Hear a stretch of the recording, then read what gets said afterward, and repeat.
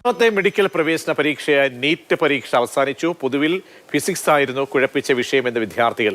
അടുത്ത മാസം പകുതിയോടെ പരീക്ഷാഫലം വരും. ആതിര പുതുവയലിൽ തയ്യാറാക്കിയ റിപ്പോർട്ട് കാണാം. നീറ്റ് UG എക്സാം കഴിഞ്ഞ വിദ്യാർത്ഥികൾ പുറത്തേക്ക് വരുന്ന കാഴ്ചയാണ് നമ്മൾ കാണുന്നത്. 2 മണി മുതൽ 5 മണി വരെയായിരുന്നു എക്സാം അവർ പ്രതീക്ഷിച്ച പോലെ ആയിരുന്നോ എന്ന് അവരോട് തന്നെ ചോദിക്കാം. ഫിസിക്സ് ഇത്തിരി കൂടെ പാടായിരുന്നു.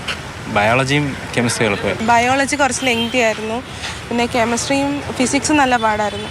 കെമിസ്ട്രി ആയിരുന്നു ആകെ ഉള്ളതിൽ കുറച്ച് ആശ്വാസം. പക്ഷെ എന്നാലും കഴിഞ്ഞ വർഷത്തെക്കാളൊക്കെ എത്രയോ ഭയങ്കര ടഫായിരുന്നു പേപ്പർ.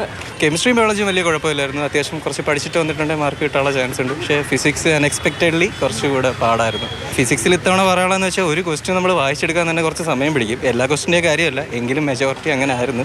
ഫിസിക്സ് കുറച്ച് ബുദ്ധിമുട്ടായിട്ട് തോന്നി, എന്നാൽ കുഴപ്പമില്ല. മൂന്നും അത്യാവശ്യം നല്ലതായിരുന്നു. ഫിസിക്സ് നല്ല ലെവലുള്ള ക്വസ്റ്റ്യനൊക്കെ ഉണ്ടായിരുന്നു. പിന്നെ ബയോളജി അത്യാവശ്യം കൺഫ്യൂസിങ് ആയിരുന്നു. കെമിസ്ട്രിയാണ് കമ്പാരിറ്റീവ്ലി ഈസി ആയിട്ട് തോന്നിയത്. കൂടുതൽ പേരെയും കൊഴിപ്പിച്ചത് ഫിസിക്സ് ആണ്. ഇനി ഇവർക്ക് റിസൾട്ടിനായുള്ള കാത്തിരിപ്പാണ്.